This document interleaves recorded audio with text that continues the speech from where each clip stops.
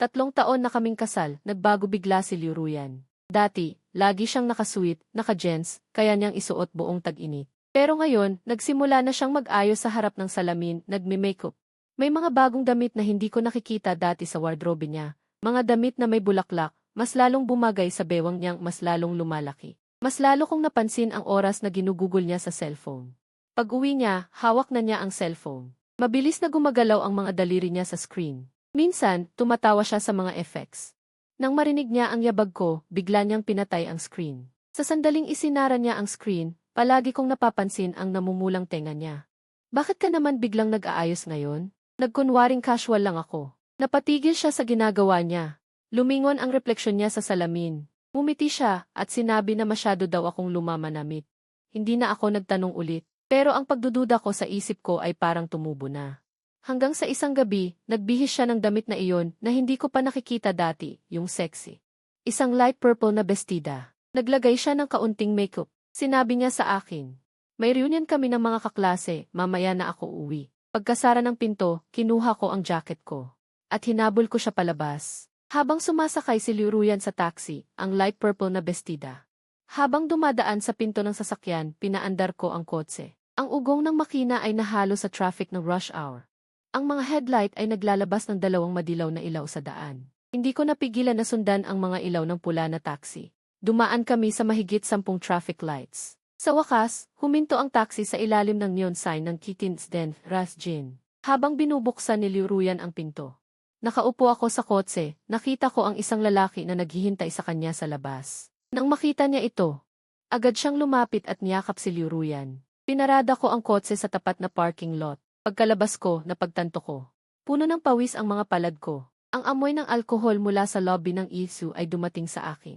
Sinabi ko sa receptionist, kasama ko po yung babae na nakabestida kanina. Pinahatid ako ng service staff sa hallway. Sa siwang ng pinto ng private room, maririnig ang maingay na musika at ang pamilyar na tawa ni Liu Ruyan. Hindi ako kumatok, itinulak ko ng malakas ang pinto. Ang ilaw sa loob ng private room ay palubog sikat. Habang umiikot ang ilaw sa mukha ni Liu Ruyan, nakita ko ang kamay ng estranghero. Ang hinlalaki niya. Dahan-dahang gumagalaw sa pagitan ng mga daliri ni Liu Ruyan. Nagtagpo ang kanilang mga mata. Nakangiti pa rin si Liu Ruyan. Ang liwanag sa mga mata niya ay malambot na parang natutunaw na pulot. Nagsiklab ang dugo sa ulo ko. Lumakad ako papasok. Ang tawanan sa loob ng private room ay biglang tumahimik. Musika na lang ang naririnig. Nang makita ko ni Liu Ruyan, parang isang natatakot na usa. Mabilis niyang binawi ang kamay niya. Habang lahat sila nakatingin sa akin, sinipa ko ang tagiliran ng lalaki. Umuwol siya at bumagsak sa sofa. Hindi ako tumigil at kumuha ng bote ng beer. Ibuhos ko sa ulo niya.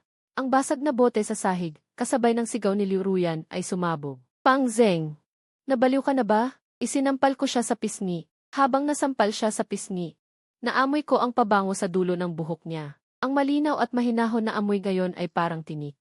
Nabaliw na ako. Hinawakan ko ang pulso niya, lumubog sa manipis at puting balat niya. Lumabas ka para makipagkita sa iba. At naglakas loob pang sabihin na nababaliw ako. Si Gucheng, kakabalik lang mula sa ibang bansa. Tayo, si Liu Ruyan, ay sumampal sa mukha. Nang mapuno ng luha ang kanyang mga mata, isang lalaking nakasalamin ang tumayo at lumapit sa akin. Fang Zeng, naiiba ang pag-unawa sa ibang bansa. Pagkikita muli matapos ang mahabang panahon, isang pagkamailang iyon. Hindi naman masama ang aking alaala. Siya ang class president ni Liu Ruyan noong kolehiyo. Dumalo rin siya sa kasal namin. Si Li Jai. Ang tanging laway na tumalsik ay tumama sa kanyang pisngi. Ang iyong asawa ay nakipagtalik sa dayuhan. Pwede bang sabihin na si Li Jai, okay lang? Ang kanyang mukha ay biglang namula na parang atay ng baboy. Gusto niyang hawakan ang aking damit. Umilag ako. Ang kamao ay tumama sa kanyang tiyan. Habang siya ay humihingi ng tulong sa lupa, kinuha ko ang aking telepono at binuksan ang video recorder. Ang lente ay dumaan sa mga mukha ng mga naguguluhan. May mga biglang lumingon, may mga nagtakip ng mukha gamit ang likod ng kamay. Ang pag-iyak ni Liu Ruyan. Nahalo sa musika, gustong takasan ang mga salita. Pagkatapos ng Taiwan trip, sinabi ko ng malamig kay Liu Ruyan, uuwi ka ba sa akin ngayon o mananatili ka rito? Nagbago ang tingin ni Liu Ruyan, nakayuko at hindi nagsasalita. Tumayo siya at sumunod sa akin. Ang ibig sabihin nito ay malinaw. Nang isara ang pinto sa likuran, ang susi ay nasa kandado. Isang nakakabinging tunog. Si Liu Ruyan ay amoy alak pa rin mula sa gis. Nagsisimula pa lang siyang magsalita nang makuha ko na ang kanyang telepono mula sa kanyang bag. Fang Zeng, pakinggan mo ako. Gusto niyang agawin ang telepono. Nag-iwan lang ito ng bahagyang pulang marka sa likod ng aking kamay. Tinabig ko ang kanyang kamay. Hawak niya ang telepono na nanginginig. Ang screen ay nagpapakita ng pula kong mga mata. Ang password. Umayos ang kanyang buhok at dumikit ang maliliit na hibla sa kanyang pinagpapawisang pisngi. Bigla akong tumawa. Hinawakan ko ang likod ng kanyang ulo at pinindot ang screen na madilim. Nang lumiwanag ang screen, ang facial recognition ay naging matatag. Ang kanyang malungkot na mga mata. Isang click, tagumpay ang pag-unlock. Ibalik mo sa akin. Tumakbo siya para agawin ito. Umilag ako. Sa isang iglap, tinulak ko siya sa dibdib. Tumumba si Liu Ruyan. Binuksan ko ang search bar. Naglagay ako ng 2 salitang narinig ko kanina. Agad lumabas ang ilang chat boxes. Maraming chat records. Matagal ko itong binasa. Bawat salita ay parang tinik. Ang aking sentido ay kumakabog. Ang bilis ng pag-scroll sa screen. Ang telepono ay basa na sa pawis. Hanggang sa matapos kong isave lahat ng records sa aking cloud drive, bigla kong ibinato ang telepono sa sofa. Ang pinakaunang mensahe ay mula 1 buwan ang nakalipas. Nalaman ko na si Gucheng ang unang pag-ibig ni Liu Ruyan. Pagkatapos niyang magtapos, nagpatuloy siya ng pag-aaral sa ibang bansa. Ito ang unang araw ng kanyang pagbabalik. Ang lalaking ito ay patuloy na nagte-text kay Liu Ruyan at nagbibigay ng mga biro na may kasamang mali siya.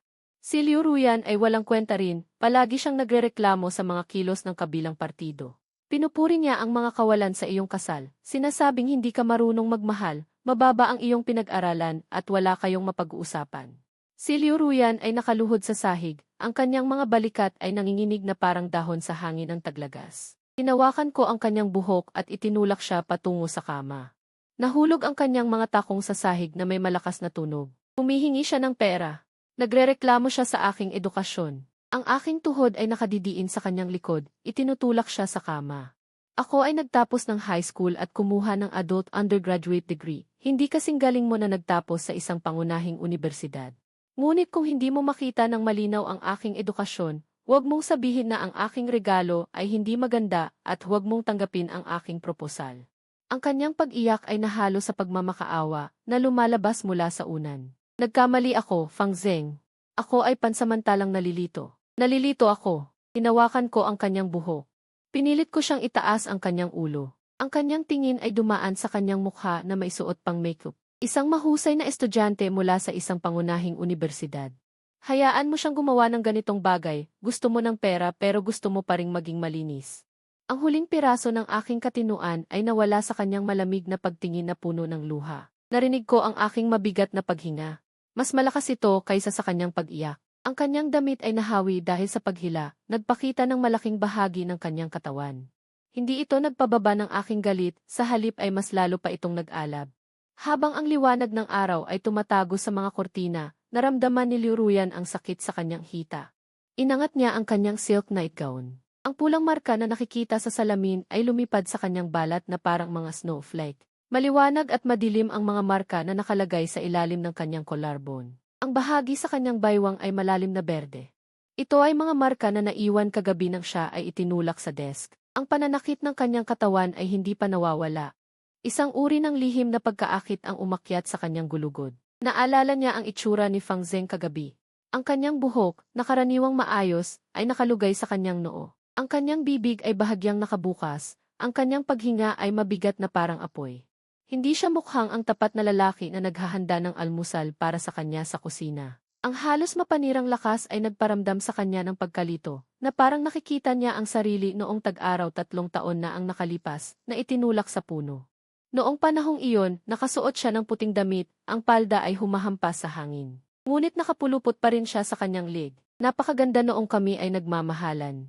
Dinala kanya sa pagtakbo ng kotse sa tunel, ang ugong ng makina ay tumatabing sa iyong sigaw. Naghihintay sa pagbagsak ng mga bituin sa tuktok ng bundok. Naglatag ng jacket sa damuhan at hinayaan kang hawakan ang iyong mga hita.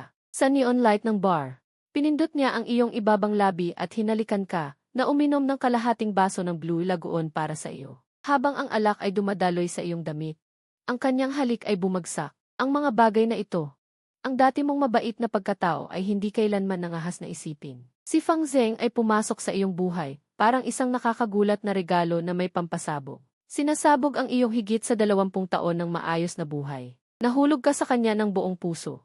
Kasabay nito, nakalimutan mo ang Gucheng, ang iyong unang pag-ibig sa kolehiyo na laging mabait at maghihintay para sa iyo sa library. Bago mag-aral sa ibang bansa, ang sinabi niya ay, hintayin mo akong bumalik. 3 taon ng pag-ibig sa kolehiyo. Ang Gucheng ay hindi nakakuha ng kahit ano, ngunit siya ay binigay ni Fang Zeng sa loob ng 30 araw. Sa kasal, ikaw ay ngumingiti ng malumanay. Ang kanyang kabataan ay puno ng sigla at pagka-akademiko. Ang pagmamahal ni Fang Zeng ay malakas, ngunit pagkatapos ng kasal, ito ay unti-unting naging iba. Uwi siya ng hating gabi, maingat na tatakpan ang kumot sa kanyang likod, at babayaran ang buong restaurant sa kanyang kaarawan. Ngunit makakatanggap siya ng tawag mula sa kumpanya habang hinihiwa ang cake. Nagreklamo siya ng 2 beses, kaya tinanggihan niya ang mga imbitasyon at nanood ng pelikula kasama niya. Natulog siya sa likod ng upuan habang lumalabas sa sinehan. Ang mga itim na bilog sa ilalim ng kanyang mga mata ay mas malalim kaysa sa mga credits ng pelikula. Kalaunan ay natuto siyang bigyan siya ng isang secondary card. Bumili ka ng bag, bumili ka ng kwintas. Lagi siyang humihingi ng paumanhin kapag sinasabi ito habang nagdodrawing ng mga kontrata sa kanyang tablet. Sa kanyang boses ay pagod na ang negosyo. Habang humahanga ang kanyang mga kasamahan sa kanyang Hermes bag. Naging mapagmataas siya. Sa paglipas ng panahon, naramdaman niyang walang kabuluhan ito. Hindi ito ang mga bagay na palagi niyang hinahangad. Ito ang sandaling pinipigilan niya siya sa pader ng kotse, ang hangin na dumadaloy sa kotse sa bagyo, ang mga sandaling nagpapalimot sa kanya. Na siya ay isang propesor ng Chinese department. Ang mga sandali kung kailan siya ay isang university lecturer, Liu Wuyin, ngunit ang paggalang na itinuro sa kanya ng kanyang ina mula pagkabata. Naging hindi nakikitang pader, kaya't hindi niya masabi ang salitang ipakikipagtalikki sa iyo, kahit na paulit-ulit. Hindi niya alam na nagsisikap si Fang Zeng para sa pamilya. Matapos ang kasal, nagsimulang mag-apura ang kanyang mga magulang tungkol sa panganganak. Sinabi ni Fang Zeng na gusto niyang palakihin pa ang kumpanya. Pagkatapos ay mag-alaga ng isang mapagkakatiwalaang subordinate upang tumulong sa paghawak ng ilang mga alalahanin. Sa gayon, kapag ipinanganak ang isang bata, hindi siya masyadong mawawala sa buhay ng bata. Naiintindihan niya si Fang Zeng, ngunit hindi niya matanggap ang ganitong uri ng ordinaryong buhay. Nang lumabas ang mensahe ni Gucheng sa WeChat, abala siya sa pagwawasto ng mga sanaysay ng estudyante. Ang tanong na kumusta ka, ay parang kandila na nagpapasiklab ng apoy sa ilalim ng kanyang paggalang. Nagsimula siyang sumagot ng maingat. Pagkatapos ay patuloy niyang ikinuwento ang kanyang mga hinaing tungkol sa kasal, na parang naglalakad sa manipis na lubid. Sa bawat pagbabalik tanaw, ang bawat reklamo tungkol sa pagiging abala ni Fang Zeng ay may kasamang pagtataksil. Nang nagpunta sila sa isang party kasama si Gucheng, nag-atubili siya. Hinahanap niya ang mga kaganapan, ngunit hindi talaga siya gustong lumampas sa linya kasama si Gucheng. Habang hinahanap ang mga kaganapan, nananatili siyang may kaunting pag-iisip. Hindi niya ito masisira ang kanyang kasal. Kapag natuklasan talaga ni Fang Zeng, hindi lang siya, kundi pati na rin ang kanyang mga magulang, ay maapektuhan ang kanilang reputasyon. Ngunit nang malaman niyang nandyan ang iba niyang mga kaklase, matimtiman niyang sinabi sa sarili na sinabi ni Gucheng na pinakamaganda siya sa kulay lila. Hanggang sa bumukas ang pinto ng silid, ang mga pulang ugat sa mata ni Fang Zeng ay parang nag-aapoy na apoy. Doob niya na pagtanto na siya ay lumampas sa kanyang limitasyon. Si Fang Zeng ay simple dahil nakita niya si Gucheng na hawak ang kanyang kamay. Kaya't sinuntok siya. Maliit niya ang naging limitasyon ni Fang Zeng. Natakot siya. Sa sandaling ito, ang mga maliliit na kuko sa kanyang baywang ay naglalarawan ng mga marka. Si Liu Ruyan ay tumingin sa salamin. Napangiti siya sa sulok ng kanyang bibig. Kahit na siya ay naging marahas kagabi, hindi pa rin niya sinabi ang salitang diborsyo. Mukhang hindi naman masyadong masama ang mga bagay. Sa gabi, maaari niyang alalahanin ang played apron na gusto niya. Nang pumasok siya, mayroon ng isang baso ng maligamam na beer sa sahig. Palagi siyang nakikinig sa mahinahong salita, hindi sa matigas. Kailangan niya lamang na sabihin na may malungkot na mga mata, nagkamali ako, at isipin ang bawat taon ng kanilang pagmamahalan. Palagi siyang magigising. Pagdating kay Gucheng, mas mabuting burahin na lamang niya. Ito ang maikling pagtakas. Isipin mo na lang na para siyang binato sa tahimik na buhay. Kahit kaunti man lang may nagbago. Kailangan pa rin nating mabuhay. Sa sandaling iyon, tumunog ang telepono niya. Ang tatay niya ang tumatawag. Ang mga bintana ng madilim na sasakyan ay natatakpan ng tint, pinipigilan ang malamig na hangin ng taglagas. Kinakalampag ko ang manibela gamit ang mga daliri ko, ang tingin ko ay lampas sa hood, nakatuon sa kabilang bahay. Ang maliit na villa na puno ng mga bulaklak na gumagapang, kung saan tumira ang mga magulang ni Liu Ruyan sa kalahati ng kanilang buhay, ang hangin ng taglagas ay umiihip sa maputi-puting pader ng bakuran. Ang mga salitang domestic harmony ay nakabaluktot at nakasabit sa harap ng bahay, mukhang nakakatuwa. May dalawang kabataang lalaki na may berdeng buhok. Gumagamit sila ng mga pintura para ayusin ang mga ito. Ang amoy ng osmanthus ay humalo sa pabango ng mga pampalasa na nagbibigay ng isang kakaibang tamis. Sa harap ng pinto, may tatlong babaeng nakasuot ng napakaikling palda na hawak ang mga nakaprint na transcript ng chat. Ang mga ito ay pinapako sa pinto isa-isa. Ang mga rhinestones sa kanilang mga kuko ay nakakasilaw sa sikat ng araw. Iyon ang mga salitang nakuha ko mula sa telepono ni Liu Ruyan, kung saan sinabi niya kay Gucheng na puno ako ng kasinungalingan at wala kaming mapag-uusapan. Sa sandaling iyon, nahahanginan ang mga ito at lumilikha ng mahinang tunog. Ang salamin sa likuran ay nagpapakita ng ngiti sa aking mga labi. Noong nakaraang taon, nang tulungan ko si Aze na makuha ang club na iyon. Sinabi niya habang tinatapik ang dibdib, huwag mag-atubiling humingi ng tulong sa akin sa hinaharap. Noong panahong iyon, akala ko ay biro lang. Hindi ko inaasahan na magiging kapaki-pakinabang talaga ito. Ang mga lalaking ito, na may kaunting pera lang, ay magagawa ang trabaho. Kahit na mahuli sila ng pulis at makulong ng ilang araw, bibigyan sila ng ilang daang yuan at masisiyahan na sila. Si Liu Fu, na nakasuot ng isang Zongshan suit, ay ngayon ay parang pinagsikukutang papel. Tinatanggal niya ang papel mula sa pintuan. Ang kanyang mga daliri ay kumaliskis sa pader na lumilikha ng isang matinis na tunog. Si Liu Mu ay may hawak na walis, pinaaalis ang mga nagkukumpulan na kapitbahay at mga dumadaan. Sumisigaw siya, huwag kayong tumingin. Ito ay lahat ng chismis. Ngunit ang mga taong kumukuha ng litrato gamit ang kanilang mga telepono ay lalo pang lumapit. Mayroong ilang mga tao na nagla-live streaming gamit ang kanilang mga telepono. Ang lente ay nakatutok sa mga pulang letra sa pader. Ang mga komento ay mabilis na dumadaloy sa screen. Ang matandang mag-asawa na nabuhay sa ilalim ng paggalang ng iba sa buong buhay nila. Sa sandaling ito ay parang mga damit na sinunog ng araw at ipinakita sa isang rack. Ang mga lente ng telepono ay kumalampag na nagre-record ng kanilang kahihiyan sa WeChat moments. Bigla, mabilis na tumayo si Liu Fu at kumuha ng telepono mula sa kanyang bulsa. Ang kanyang mga kamay ay namutla dahil sa puwersa. Ang kanyang kamay ay nanginginig. Sa sandaling sumagot ang telepono, halos sumigaw siya. Liu Ruyan, umuwi ka rito. Tingnan mo ang ginawa mo. Ang mga salitang ti Liu Ruyan ay nabahira ng pulang pintura at laway. Halos kalahating oras mamaya, ang sasakyan ni Liu Ruyan ay nakaparada sa bungad ng eskinita. Nakasuot siya ng suit na binili ko, ngunit nawawala ang isa niyang sapatos. Ang kanyang palda ay nakatayo. Nakikita ang mga letra sa pader. Lahat sila ay walang magawa, ang kanilang mga mukha ay mas maputla kaysa sa puting pintura sa pader. Si Liu Mu ay umiiyak at humihila sa kanyang damit. Ikaw na walang kahihiyan, dinungisan mo ang reputasyon namin ng matanda. Sa gitna ng kaguluhan, nahulog ang telepono ni Liu Ruyan sa sahig. Ang screen ay nakabukas, nakahinto sa interface ng aming pag-uusap. Pinulot niya ito ng may pagdududa. Maaari mo bang pakisuyong isulat ang mga salitang ito? Nanginginig ang boses, Fang Zeng, labis na ang ginawa mo. Patihimikin mo sila. Sandal ako sa pader, naririnig ang kanyang galit na sigaw na parang maiiyak na. Dumadampi ang malamig na cellphone sa aking palad. Pagkatapos niyang huminahon, parang pinipilipit na baga ang kanyang hininga. Dahan-dahan akong nagsalita, kalmado ang tinig. Tungkol sa panahon. Pagkatapos nun, bukas alas 9 ng umaga, magkita tayo sa labas ng Civil Affairs Bureau.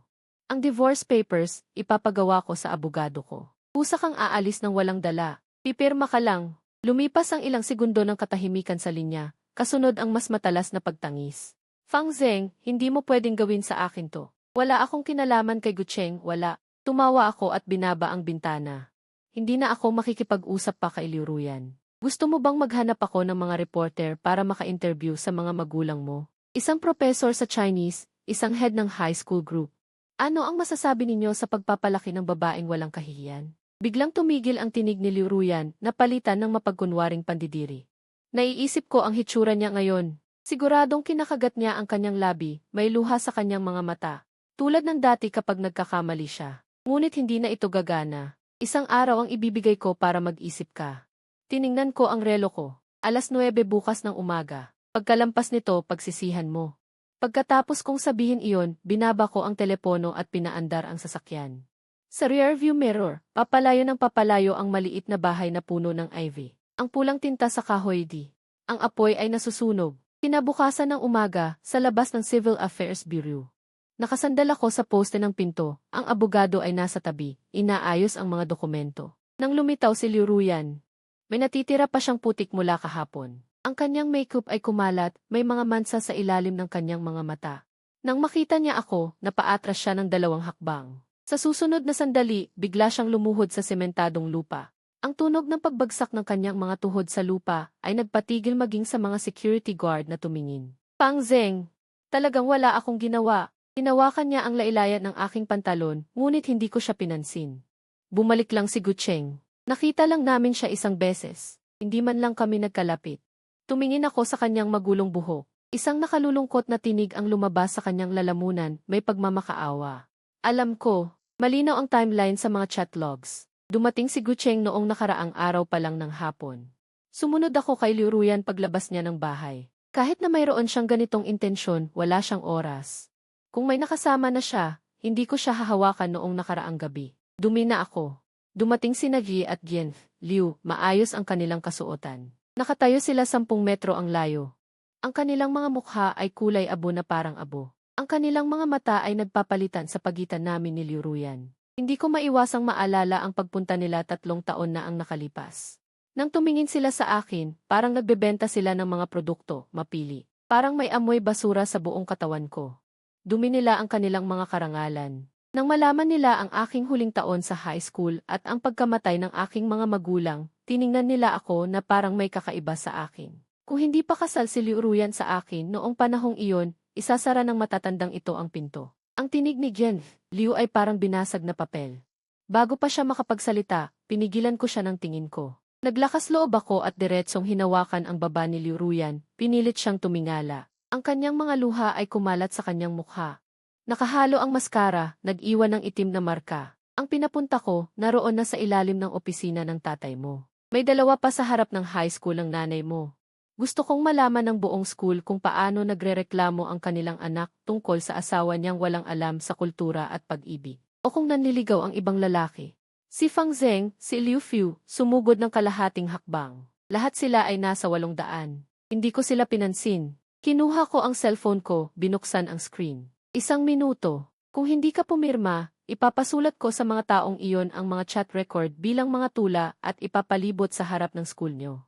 Nakabukas ang bibig ni Liu Ruyan, tumutulo ang luha sa papel na nagpabasa sa tinta. Bago pa siya makapagsalita, hinawakan na ni Liu Fu ang braso niya, nanginginig ang boses, pirmahan mo. Mabilis na pirmahan mo. Sumugod din si Liu Mu, nanliliit ang mga kuko sa braso ng anak, huwag mo nang ikahiya pa ang pamilya. 2 sila sa kaliwa at kanan, inakay si Liu Ruyan papunta sa bulwagan. Pilit siyang kumakawala habang nagsasalita, Nay. Ayoko na. Gusto ko nang tapusin ang diborsyo. Nakaupo ako sa sasakyan, pakiramdam ko ay wala akong laman, puno ng pagsisisi. Ipinanganak ako sa isang ordinaryong pamilya, ang mga magulang ko ay palaging nagtatrabaho sa malayo. Tinawag akong left behind child ng mga tao dahil wala akong nagbabantay. Bata pa lang, sobrang pasaway na ako. Noong nag-middle school ako, kilala na ako sa school bilang pasaway. Lumiliban sa klase, nakikipag-away, may first love, lahat ng ito ay ginawa ko. Wala nang nagawa ang nanay ko. Kaya nag-resign na lang siya sa trabaho at umuwi para bantayan ako at pasiguruhin na nag-aaral ako. Nang siya ay umuwi, medyo nabawasan ang pagiging pasaway ko. Pero hindi pa rin ako nawala ng interes sa pag-aaral. Dahil sa kaunting talino, palagi akong nasa ika-20 pwesto sa klase. Noon, 45 ang mga estudyante sa klase. Sa huling semestre ng 3rd year middle school, dahil umuwi ang nanay ko, lahat ng bigat ng pamilya ay napunta sa ama ko. Nasawi siya sa isang aksidente habang nagtatrabaho sa mataas na lugar. Bumagsak siya mula sa mataas na lugar at nawala ng buhay. Ang bayad pinsala para sa pagkamatay ng ama ay nagdala rin ng mga matang mapanuri mula sa mga kamag-anak. Walang sinabi kahit isang salita ng pagsisisi ang nanay ko, basta lang niyang pinunasan ang kanyang mga pulang mata at sinabi sa akin na mag-aral ng mabuti. Ang manipis niyang katawan ay humarang sa mga kamag-anak na tila mga lobo. Nang makita ko ang unti-unti niyang pagkapayat, parang sa isang iglap ay nagkaedad ako at nagsimulang magsikap sa pag-aaral. Unti-unti ring umangat ang mga grado ko. Pero ang kamalasan ay laging pumipili sa mga taong mahihirap. Noong high school, namatay ang nanay ko dahil sa sakit. Noong inilibing siya, dumating agad ang mga lolo't lola at ang pamilya ng aking tiyo. Gusto nilang agawin ang bahay namin. Araw-araw silang nag-aaway, kaya hindi ako makapag-aral ng maayos. Sa wakas ay dumating ang kolehiyo, pero sa araw ng eksaminasyon, hinarang ako ng pamilya ng aking tiyo at pinipilit akong ibigay ang bahay. Dahil dito, hindi ako nakapag-take ng isang subject. Sa huli, nabigo ako. Wala nang mapuntahan, kaya kinuha ko na lang ang natitirang bayad pinsala ng tatay ko. Lumabas ako para maghanap buhay. Siguro dahil nakakaramdam ang mga magulang ko sa langit, nang negosyo ako ay nagkaroon ako ng tulong mula sa mga taong mapagbigay. Unti-unti nakilala ako at naging maayos ang buhay ko. Naalala ko ang sinasabi ng nanay ko noon. Mag-aral ka sa magandang unibersidad, kaya nagpatala ako sa adult university. Sa unibersidad na iyon, nakilala ko si Liu Ruyan na noon ay advisor. Mayroon siyang mahinang aura ng kalungkutan, parang ang nanay ko. Agad akong naakit. Nagkaroon ako ng tapang na habulin siya. Pero bukod sa mga walang muwang na unang pag-ibig noong middle school, wala pa akong naging kasintahan. Ang mga paraan ng panliligaw ko ay ang mga lumang pamamaraan na narinig ko noong pasaway pa ako. Hindi ko akalain na naging napakabilis nito. Akala ko, pagkatapos kaming ikasal, magiging mabuti ako kay Liu Ruyan. At muli akong magkakaroon ng isang masayang pamilya. Ngunit hindi ko akalain na mali ang hinala ko. Ganoon pala siya kawalang tigil. Kung ihahambing siya sa nanay ko, kasuklam-suklam na. Pero hindi pa ito tapos. Mahirap na nagkaroon ako ng pamilya. Ang mga taong sumira sa pamilya ko, hindi ko sila pababayaan. Makalipas ang halos kalahating buwan, nagpunta si Liu Ruyan kasama si Gucheng sa harap ng opisina ko. Sa panahong ito, nahihirapan si Gucheng. Mula sa mga chat record nila ni Liu Ruyan. Tinanggal niya ang kanyang lugar sa trabaho at nalaman din niya ang address ng kanyang bahay. Kaya naman, araw-araw may mga taong nagpapatunog ng kampana sa harap ng kanyang opisina at bahay, paulit-ulit na nagpapatugtog ng kanyang mga malisyosong mensahe kay Liu Ruyan. Dagdag pa rito, sigaw niya ng malakas, tinatanong si Liu Ruyan kung kailan siya pakasalan habang bumubulong ang mga kapitbahay. Pansinin na ang tungkol sa panunukso niya sa asawa ng iba, na nagresulta sa paghihiwalay, ay kumalat na, kaya lubos siyang napahiya.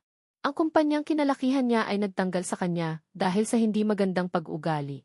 Bagaman maganda ang pinagmulan ni Gucheng, ang mga nakapag-aral sa ibang bansa ay hindi mahirap.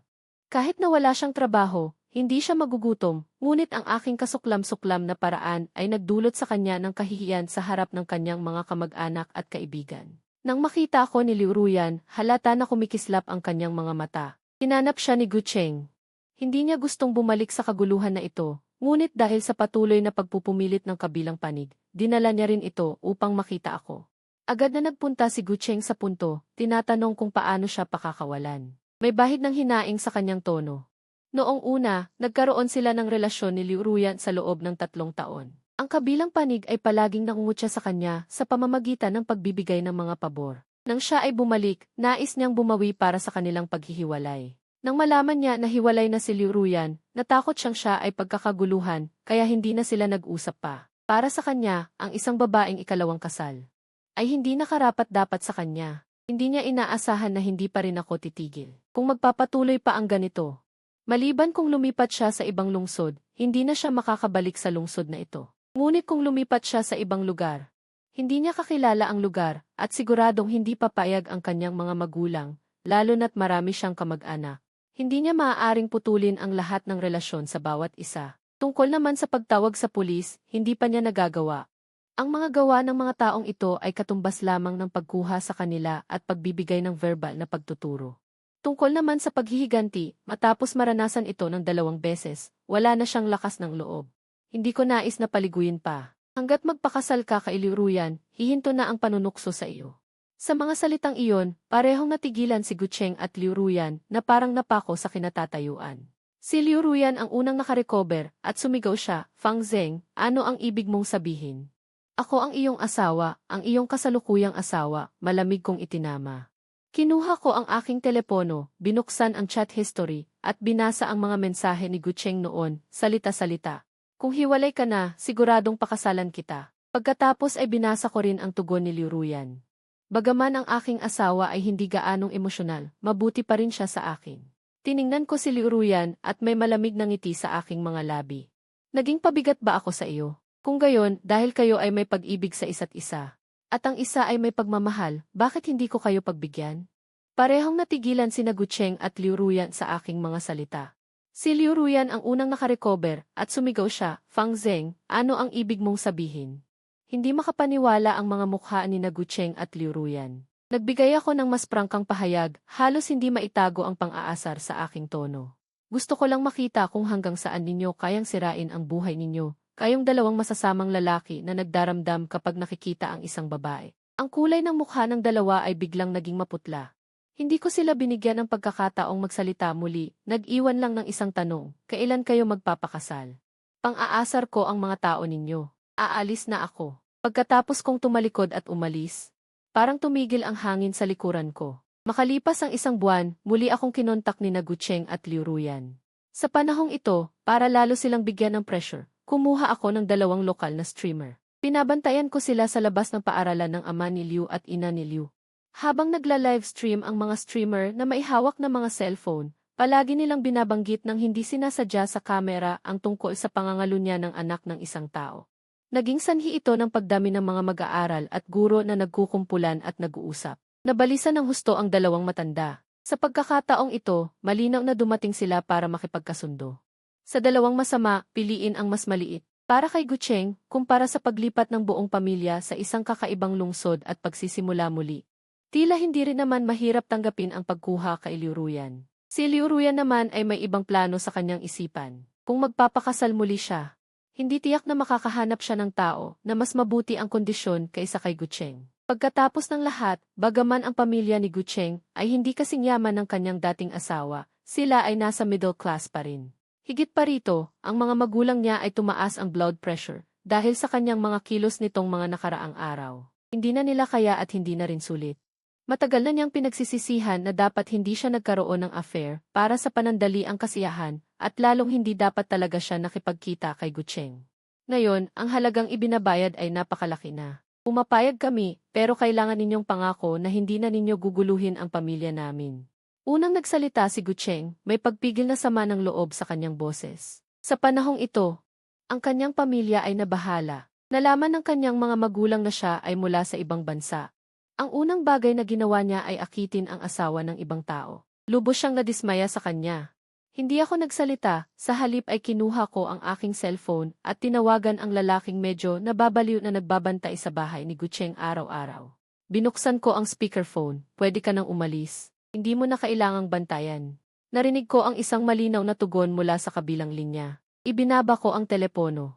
Tumingala ako sa kanila. Sa loob ng 1 linggo, gusto kong makita ang inyong marriage certificate. Sa loob ng 3 buwan, tapusin ang kasal. Ang mukha ni Liu Ruyan ay namutla. Nais niyang sumagot, masyadong biglaan ang kasal. O gawin ninyo ang sinasabi ko. O magpatuloy sa pagpapalipas ng oras. Pinutol ko siya, hindi marinig ang anumang pagbabago sa aking tono.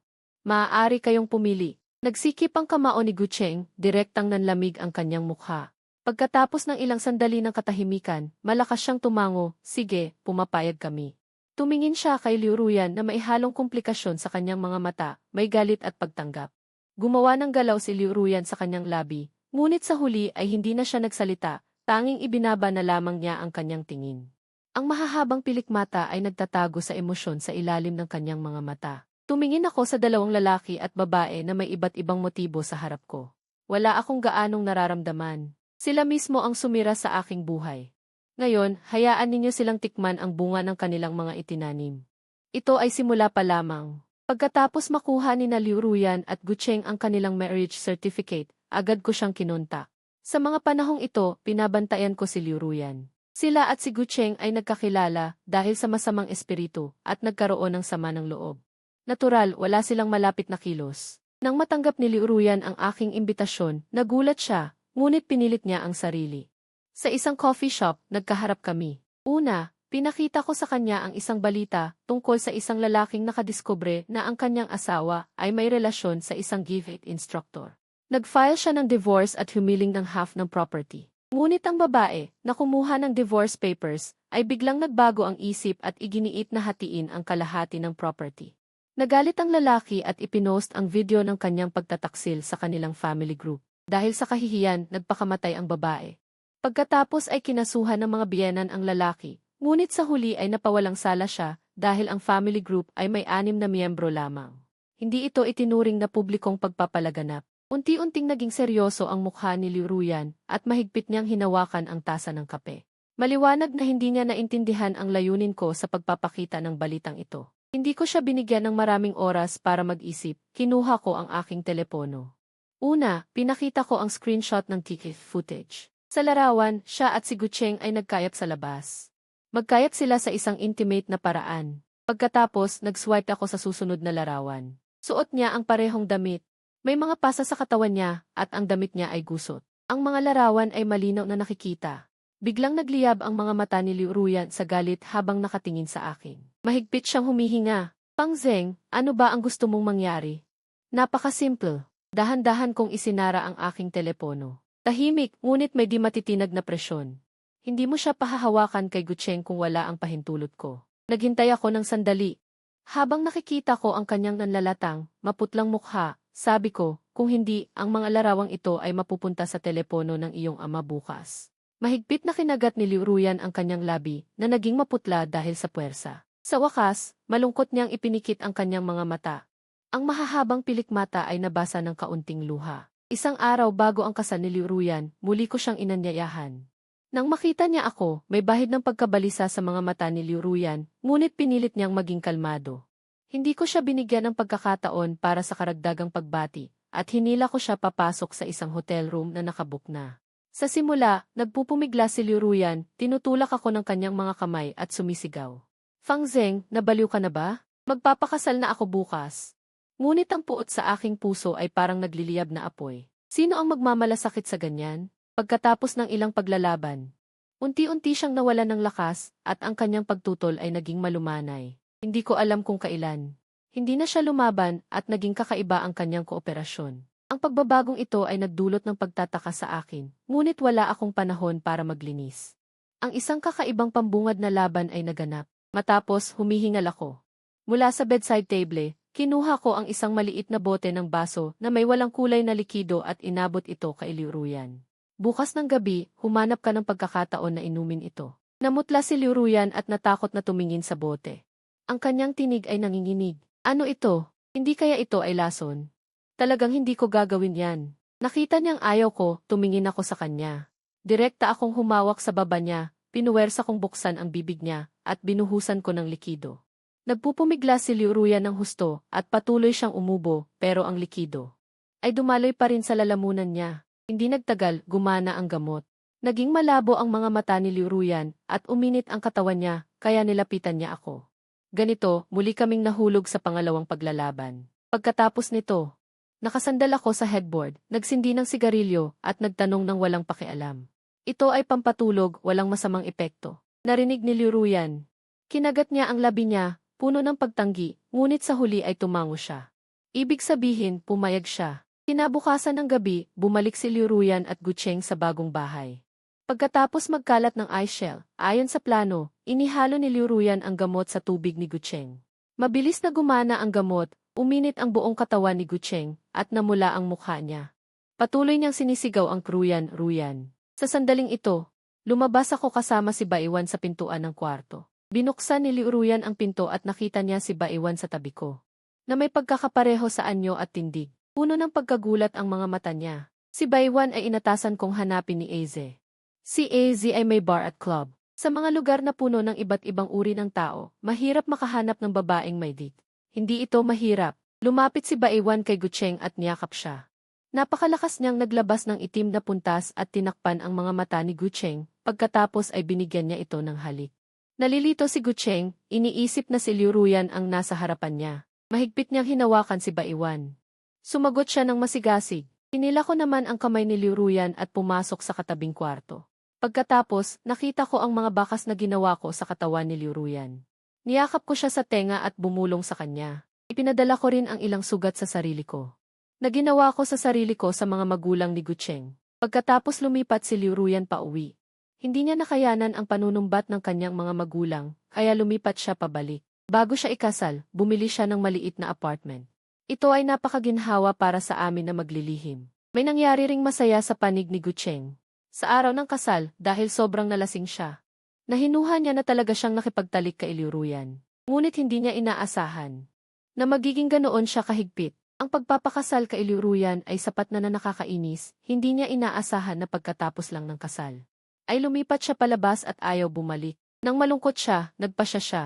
Nakilala niya ang isang babaeng nagngangalang Baiwan. Nang nagmamaneho siya, hindi sinasadyang nabangga niya ito. Noong una ay akala niya ay may nagpaparatang sa kanya. Hindi ko inaasahan na ang kabilang partido ay hindi naman siya pinoproblema. Nag-usap sila ng ilang beses, ang ama ng sugal, ang may sakit na nanay. Ang kapatid na nag-aaral ay bumibigti kay Baiwan, kahit na nahulog siya, kailangan pa niyang magmadali sa trabaho. Dagdag pa, maganda ang ayos ni Baiwan. Kung hindi siya tutulungan ng ganitong babae, sino pa? Hindi nagtagal, sa pagtitipon ni Baiwan, nagkasama sila sa higaan. Lalo na ng matuklasan. Naunang beses ni Baiwan, mas naawa si Gucheng sa kanya. Isang malalim na koneksyon. Sa pagkakataong ito, talagang nabigla si Gucheng. Araw-araw, hinaharang ni Baiwan ang kanyang opisina, humihingi ng pagkilala, sinasabi na kung sumama siya sa kanya, kailangan magkaroon ng resulta. Kung hindi, sisirain niya ang kanyang pamilya. Ito ay parang malaking bundok na bumibigti sa kanya. Walang nagawa, upang mapakalma muna si Baiwan, nagngirit siya at binigyan siya ng malaking pera. Una, mapakalma siya, ngunit hindi nasusunod ang kagustuhan ng langit. Hindi nagtagal, naramdaman ni Gucheng ang kawalan ng lakas sa buong katawan. Nagkaroon din siya ng kakaibang pulang pantal sa balat. Noong una ay inakala niyang pagod lang, hanggang sa isang gabi ay nagkaroon siya ng mataas na lagnat. Kaya pumunta siya sa ospital. Noong araw na lumabas ang resulta ng pagsusuri, hawak niya ang manipis na resulta ng laboratorio. Nanginginig ang kanyang mga daliri, halos hindi na niya mahawak. ACE positive, ang mga salitang ito ay parang mga baga na bakal. Matinding nasunog ang kanyang puso. Lumabas siya ng silid ng pagsusuri na parang natutulala, pakiramdam niya ay gumuho ang langit. Ang kanyang isip ay blanko. Hindi niya narinig ang sinabi ng doktor pagkatapos. Hindi niya maintindihan kung paano. Namahawa siya ng ganitong sakit. Mas nakapagpalala pa sa kanya ang katotohanan na ilang araw pagkatapos, si Liuruyan sa bahay ay hindi sinasadyang nahanap ang kanyang nakatagong resulta ng pagsusuri. Sumigaw siya at ibinato ito sa mukha ni Gucheng. Biglang nagulo ang pamilya Gu. Ang mga magulang ni Gucheng ay halos himatayin sa galit. Itinuro siya at walang tigil na minura. Maraming gamit na babasagin sa bahay ang nagkalat sa sahig. Si Liuruyan ay mabilis na kumalma at direktang humiling ng diborsyo. Pagkatapos ng pagpapalitan, nakuha niya ang halos kalahati ng ari-arian ni Gucheng. Ang tanging kondisyon ay, ang anak sa kanyang sinapupunan ay kailangan niyang ipanganak. Sa ganitong punto, hindi ko na inisip na gagawin pa ang anumang bagay sa pamilya Gu. Kahit hulaan ni Gucheng na ako ang gumawa ng ganito, hindi siya magkakaroon ng lakas ng loob na makipag-away sa akin. Pagkatapos ng lahat, si Liuruyan sa sinapupunan ang nagdadala ng tanging tagapagmana ng kanilang pamilya. Kahit na ipagawa pa ang paternity test, hindi siya sigurado kung siya ay maglalakas ng loob. Hindi siya maglalakas ng loob at hindi rin niya kayang tumaya. Ganito talaga ang mga tao. Bibigyan mo sila ng kaunting pag-asa. At patuloy silang magpapalinlang sa sarili hanggang mamatay. Tungkol naman kay Baiwan, kinuha niya ang pera at nawala na parang usok. Nagpunta siya sa Japan, habang tinatamasa ang natitirang araw, iniisip kung paano magbigay ng parangal sa bansa. Gayunpaman, ang pag-iingat ay dapat taglayin. Para sa kaligtasan, naghanap pa rin ako ng bodyguard. Gayon din ang iba pang dumalo sa reunion ng mga kaklase. Nagbigay ako ng 200,000 yuan sa mga lalaki sa club para akitin ang mga asawa o asawa ng mga iyon, sirain ang kanilang pamilya. Maliban sa class president na sumuntok sa akin, bahagya akong nagbigay ng pansin. Tiniyak ko na nagdiborsyo na siya. Sa iba, habang nagbibigay ng pera, nagtanong lang ako ng ilang beses. Tapos na ang kakatwang palabas na ito. Kalaunan, dumadalaw si Liuruyan sa akin kada makalawa, hindi nawawala ang mga tawag at mensahe. Ngunit hindi ko halos siya pinansin. Ang isang nabigong kasal ay tuluyang bumura sa lahat ng aking inaasahan sa pag-ibig. Sa halip na mag-effort na pangalagaan ang isang relasyon na maaaring masira muli, mas gugustuhin ko pang ipahanap sa akin ni Aze ang mga magagandang estudyante sa kolehiyo na handang sumubok. Bibigyan ko sila ng sapat na pera buwan-buwan para mabuhay ng may kapanatagan at para masolusyonan ang kanilang pisikal na pangangailangan anumang oras. At sila rin ay maingat na magbibigay ng emosyonal na suporta. Hindi ko na kailangang magbigay ng tunay na damdamin at makakaiwas din sa maraming abala. Kapag may nabuntis, gagawin ko ang paternity test at ang bata ay mapupunta sa akin. Nagpatayo ako ng 4 na estudyante sa kolehiyo na sapat na para makabuo ng isang mahjong game. Sa labas, mukhang masaya sila na magkasama, ngunit sa likod, lihim silang nag-uunahan, naghahanap ng paraan upang makuha ako. Sa ganitong paraan, nagkaroon din ako ng maraming oras para ilaan sa aking negosyo. Ang laki ng kumpanya ay patuloy na lumalaki tulad ng isang snowball. Habang lumalaki, pagkatapos ng mga 8 taon, tuluyang bumagsak ang immune system ni Gucheng. Naging buto na lamang ang kanyang katawan, nakahiga sa kama ng ospital, malapit ng mamatay. Sinulit ko ang oras. Nang walang tao sa kwarto, pumasok ako. Nang makita niya ako, biglang nagliwanag ang kanyang mga matang nagbabakla-bakla at tila may gusto siyang sabihin. Sinabi ko sa kanya, naklimutan kong sabihin sa iyo, ang iyong mahal na anak ay anak ko. Bigla siyang nanlaki ang mga mata at mabilis na umangat ang kanyang dibdib. Hindi siya nakahinga, tumagilid ang kanyang ulo at sa huli, namatay siya nang hindi malinaw ang dahilan. Makalipas ang ilang taon, namatay si Liu Ruyan sa mga magulang ni Gucheng at matagumpay na nakuha ang lahat ng ari-arian ng pamilyang Gu. Ang una niyang ginawa ay binago ang apelyido ng kanyang anak. Hindi ko na kailangang hulaan. Alam ko ang kanyang iniisip. Noong naghiwalay sila ni Gucheng, kumalat na ang balita na nagkaroon ng sakit sa bato ang kanyang dating asawa. Walang sinuman sa 10,000 milya ang nangahas na pakasalan siya, kaya nag-iisa niyang inalagaan ang bata. Sa mga taong ito, lahat ng kanyang pag-asa ay nakasalalay sa kanyang anak. Ang pagpapalit ng apelyido ay hindi higit pa sa kagustuhang makabalik ang bata sa kanyang lahi at makinabang sa aking kasalukuyang yaman. Sa mga taong ito, patuloy na lumalawak ang aking imperyo ng negosyo at ang aking kayamanan ay lumagpas na sa ilang bilyon. Mayroon na rin akong 7 o 8 anak. Hindi ko kailanman pinansin ang anak ni Liu Ruyan. Siya ay bunga lamang ng paghihiganti.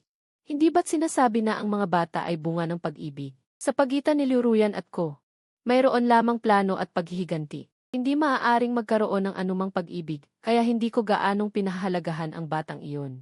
Gayunpaman, dahil nagtataglay siya ng aking dugo, ng araw ng kanyang kasal, nagpadala ako ng pulang sobre na nagkakahalaga ng 30 milyong yuan sa pamamagitan ng aking asistan.